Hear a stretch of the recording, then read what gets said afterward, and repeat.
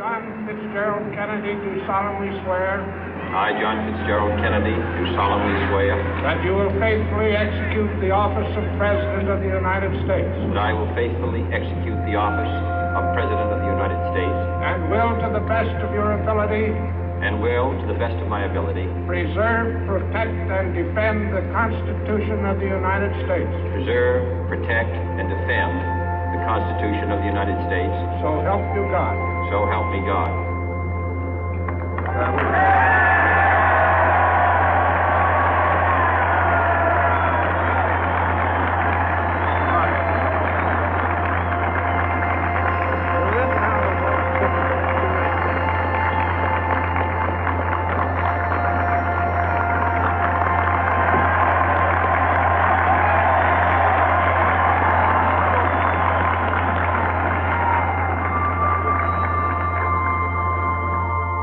Vice President Johnson, Mr. Speaker, Mr. Chief Justice, President Eisenhower, Vice President Nixon, President Truman, Reverend clergy, fellow citizens.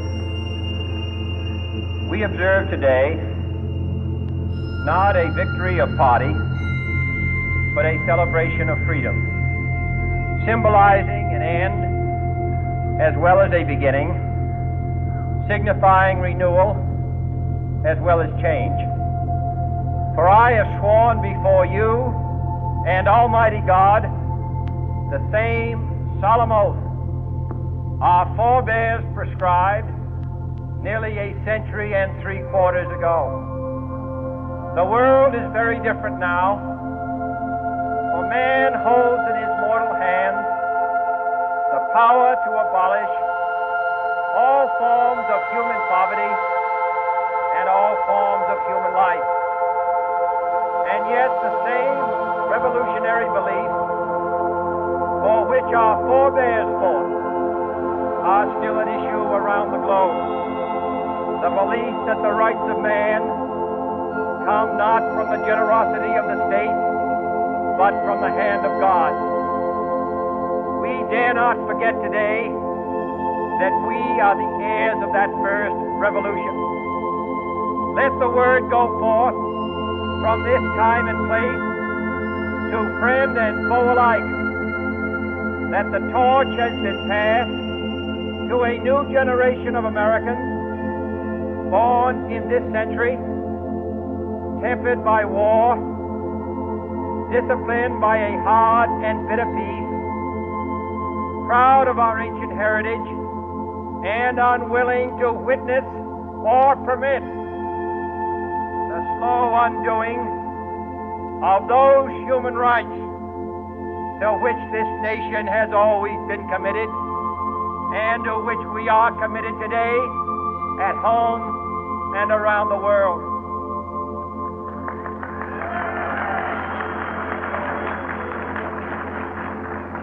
Let every nation know, whether it wishes us well or ill, that we shall pay any price, bear any burden, meet any hardship, support any friend, oppose any foe to assure the survival and the success of liberty.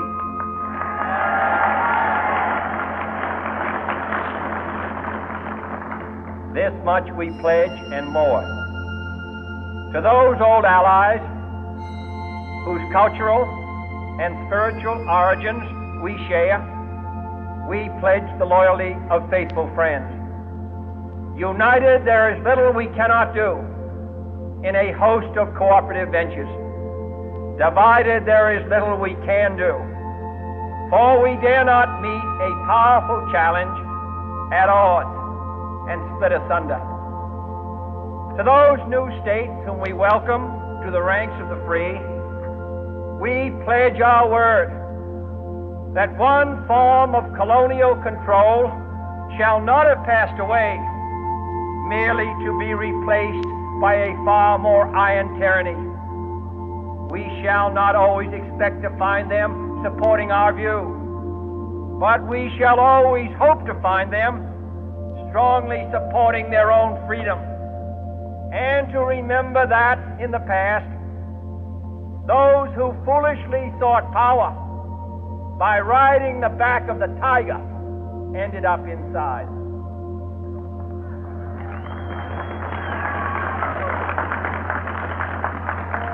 To those people in the huts and villages of half the globe struggling to break the bonds of mass misery, we pledge our best efforts to help them help themselves for whatever period is required, not because the communists may be doing it, not because we seek their votes, but because it is right. If a free society cannot help the many who are poor, it cannot save the few who are rich.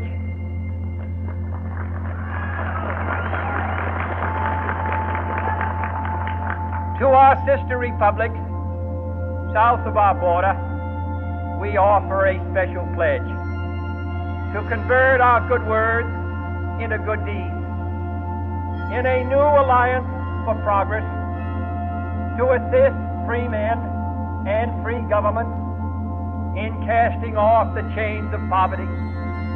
But this peaceful revolution of hope cannot become the prey of hostile powers. Let all our neighbors know that we shall join with them to oppose aggression or subversion anywhere in the Americas. And let every other power know that this hemisphere intends to remain the master of its own house.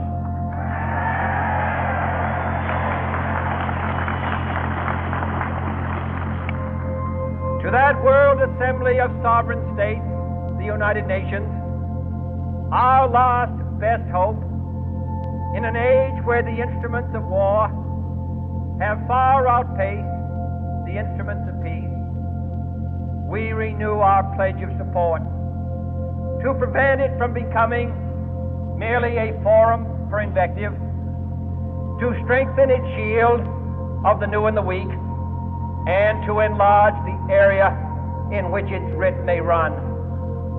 Finally, to those nations who would make themselves our adversary, we offer not a pledge, but a request that both sides begin anew the quest for peace. Before the dark powers of destruction, unleashed by science, engulf all humanity in planned or accidental self-destruction, we dare not tempt them with weakness, for only when our arms are sufficient beyond doubt can we be certain beyond doubt that they will never be employed.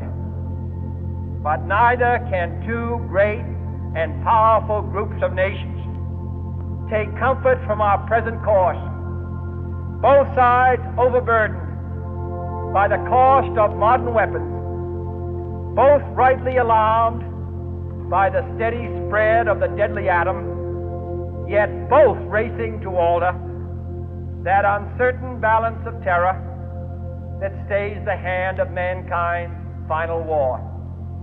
So let us begin anew, remembering on both sides that civility is not a sign of weakness, and sincerity is always subject to proof. Let us never negotiate out of fear, but let us never fear to negotiate.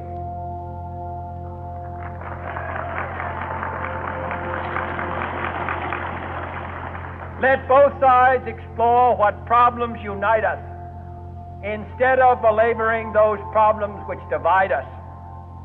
Let both sides, for the first time, formulate serious and precise proposals for the inspection and control of arms, and bring the absolute power to destroy other nations under the absolute control of all nations.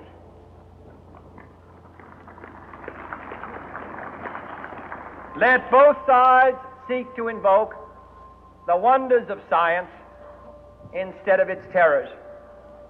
Together, let us explore the stars, conquer the deserts, eradicate disease, tap the ocean depth, and encourage the arts and commerce. Let both sides unite to heed in all corners of the earth the command of Isaiah to undo the heavy burdens and let the oppressed go free. And if a beachhead of cooperation may push back the jungle of suspicion, let both sides join in creating a new endeavor, not a new balance of power, but a new world of law, where the strong are just and the weak secure and the peace preserved. All this will not be finished in the first 100 days, nor will it be finished in the first 1,000 days, nor in the life of this administration, nor even perhaps in our lifetime on this planet. But let us begin.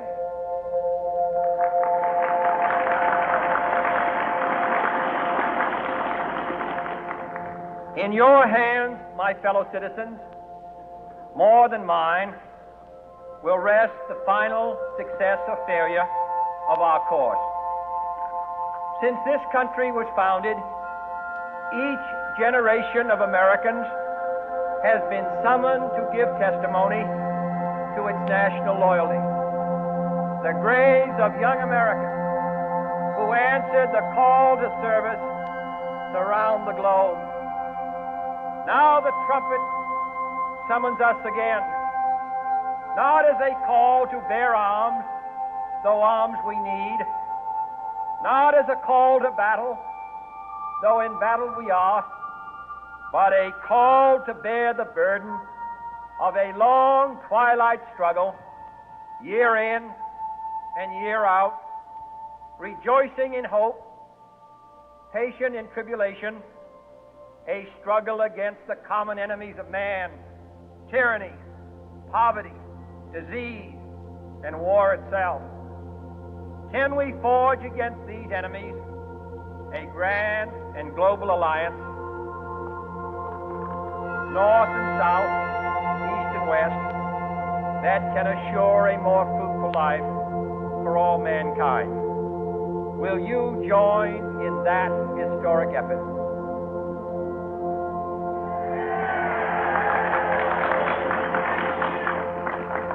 In the long history of the world, only a few generations have been granted the role of defending freedom in its hour of maximum danger. I do not shrink from this responsibility. I welcome it.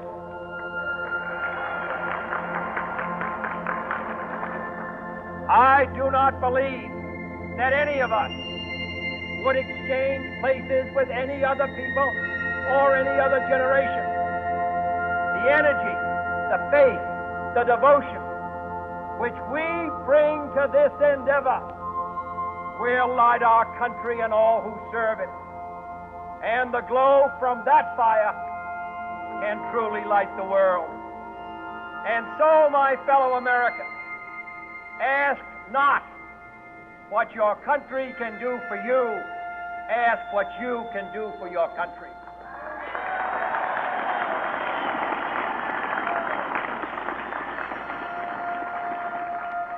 My fellow citizens of the world, ask not what America will do for you, but what together we can do for the freedom of man.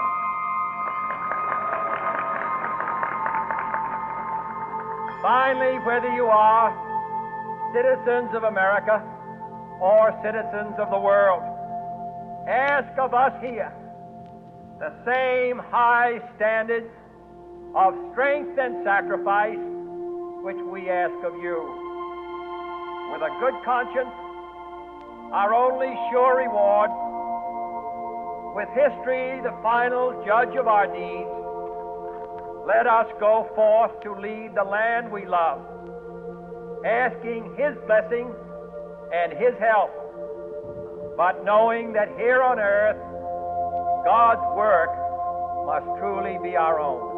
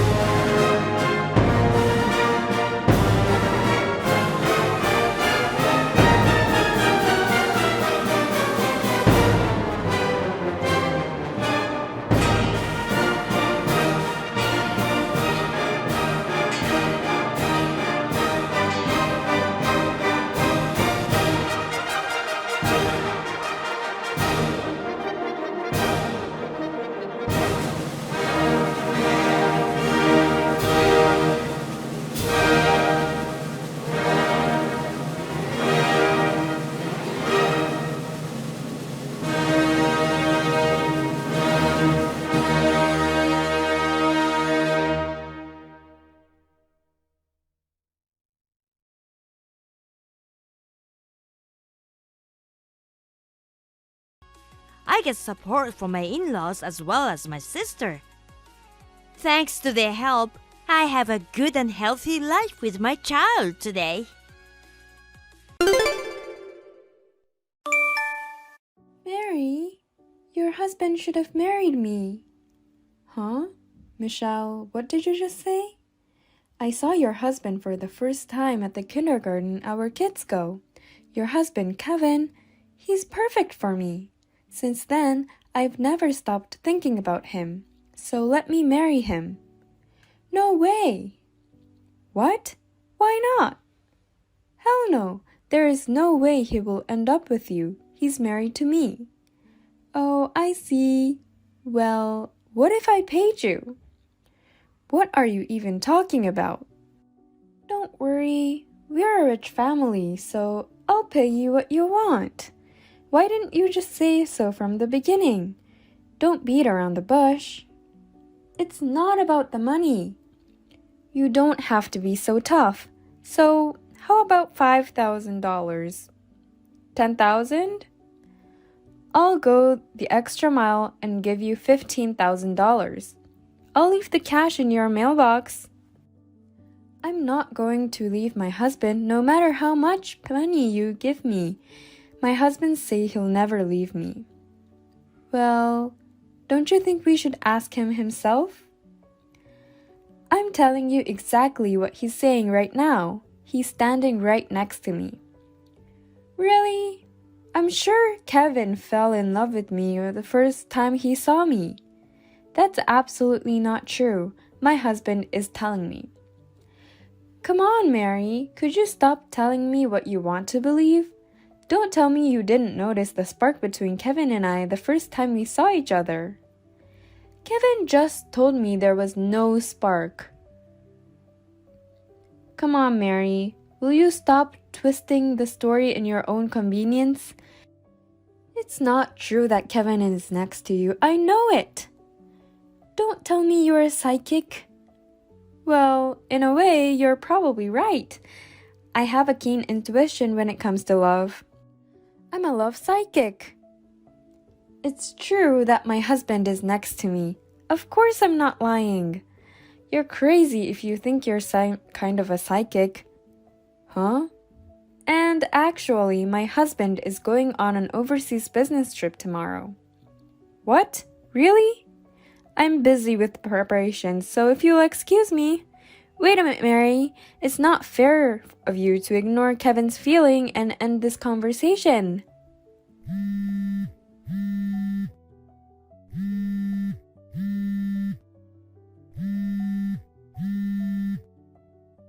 Well, okay. Now's the only time when she can be so stubborn. The way we looked at each other at the moment, our feelings were real. If I can prove this love, she won't have any choice but to leave Kevin. She should start thinking about what she's going to do when she becomes a single mother. Mary, something bad has happened. What is it, Kevin? You're at work right now, right? That's right. What happened? While I was on my business trip, I got a report from a colleague that there was a woman snooping around the office. What? Really? She's been asking employees who came out of the company building if I'm having an affair while I'm away or if there's any women close to me. What? That's ridiculous. Yeah, I saw a picture that my coworker took of her and it was Michelle. Oh no, what the hell is she doing? She's not divorced from her husband, is she? I don't think so. My coworker is giving me a ride home today, so I hope I won't run into her again. Please come home safe. Yeah, I'll try my best. Damn it! Why won't you accept the $15,000 and the divorce papers too? Kevin is going to dump you, so I need you to accept it. I'll bring it to you again when you've cooled down, so please accept it this time. Kevin, Michelle is crazy. What's wrong? Just now, she handed me $15,000 in cash and divorce papers. What? Of course, I denied the money and asked her to leave. So, she did what she said she would before. I had the impression that she was a crazy person, but I didn't know that she was this bad. I'd like to talk to Michelle's husband, but he's working away from his family. Also, her parents passed away and his parents live far away. I see. It sucks that there's no one nearby who can stop this. Anyway, we have to do something about it. Talking to the kindergarten is difficult because it's not about our child. Oh God, I can't believe that our 10-year wedding anniversary is coming up and this kind of trouble was waiting for us. I know. We're in the middle of thinking about our anniversary plan as a family. Oh, Mary, I got a call from the jewelry store this morning and I have to stop on the way to pick up your ring. Oh, right. Today you were supposed to pick it up. Does that make you feel a little better? Yup, very much. You will love it. I can't wait. Hello. I'm sorry, Mary. Kevin proposed to me. I'll bring you the $15,000 and the divorce papers again, so please accept them. Huh? Oh, it's okay. Don't worry about it. I wanted to give you that much money. Then, I'll be over soon. Please wait. Why? Can you tell me more about how my husband proposed to you? Oh my. You want to hear? Yes, I do. My husband has no reason to propose to you. I have to ask you why he did it. Oh dear. You can't face reality, can't you? I really feel sorry for you. You're going to get hurt even more than you already are. Just explain it to me. I don't have a choice. I'll tell you about it. You're such an annoying person. Kevin stopped by a jewelry store on his way home from work. I thought, this can't be. I was watching him pick up the item. It was an engagement ring for me. So, as soon as he paid the bill, I got it. Now it's confirmed that Kevin loves me, right? I don't understand the situation now. Yes, it seems you finally understand. Now that you understand your position, please step aside. There's no room for you in between me and Kevin. Come on, Michelle. You're the only one who doesn't understand this situation. Huh? I'm going to pass my phone to Kevin. Huh? Oh, handsome. What are you doing?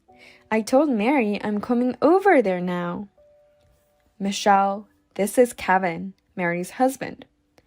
Oh, hey, Kevin. Thanks for the engagement ring you gave to me. When did I ever propose to you? I know, even if you don't say it in words, because we were attracted to each other the moment our eyes met. Oh, but if you proposed to me with words, I would love it too. How about a restaurant with a beautiful night view at the luxury hotel? Oh yeah, I actually already prepared for the wedding. Huh? Tomorrow is our wedding anniversary, baby. What? Tomorrow? You're not divorced yet, but let's skip the details. As you can imagine, it was difficult to reserve a wedding venue, but I was able to rent out a nice restaurant. It's a miracle. I can't believe you proposed to me the day before the ceremony. This engagement ring is also very beautiful. Please return my wife's ring. Huh? Oh, you're going to say the words of the proposal after all, aren't you? Oh dear, and you call me your wife already. That ring belongs to my wife, Mary. What? Mary and I will soon celebrate 10 years of marriage. To mark this milestone, I decided to give my wife Mary a ring as a token of my appreciation for all she's done for me. What are you talking about? You gave me a ring. You snatched the bag from my hand and ran away, you thief. That's absolutely not true. I know. That's what Mary is threatening you to say. Is this mine? Yay! Huh? These are the words that you said at the moment you took the bag from my hand. Mary was not there, so there was no way she could have known about this. Wait, what about the engraving on the ring? K and M? They're the initials of our names, aren't they? Kevin's K and my name Michelle's M were engraved on it. Mary's name starts with M too. What? Mary, So it's M, right? No way! Let me tell you this. How can you have a romantic relationship with someone that you've never really talked or even exchanged contact information with? Don't you remember? 3 months ago at the school event, we saw each other for the first time. What school event? You mean you and I made eye contact at a school event? Yes, handsome. Oh, now you remembered. Our love definitely started there. I've never attended a school event before. Huh? I do drop off and pick up the kids from kindergarten once in a while, but the days of the school event always fall on the day I have to work, so I've never been able to go. What? No way! If you don't believe me, I can show you my attendance record. I'm sure that would prove you have the wrong man. So, the man who I saw, perhaps he was another child's father, or perhaps you were dreaming. Something like that, don't you think? Well, so it wasn't Kevin that I loved. Do you understand? Then please return the ring. No, I'll throw this ring away in the river along with the sorrow of my lost love. Huh? I'm glad I lived by a river. Goodbye, my love. Hey!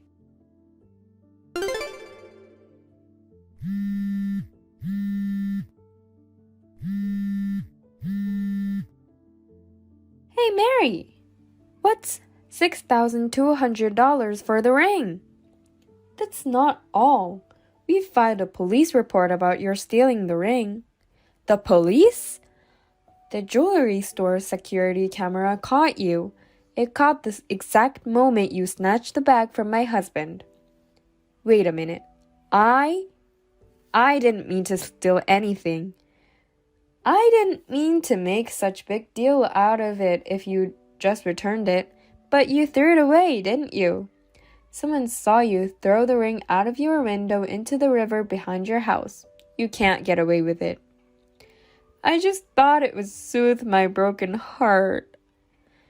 You wouldn't do that with a ring that was supposed to be given to me.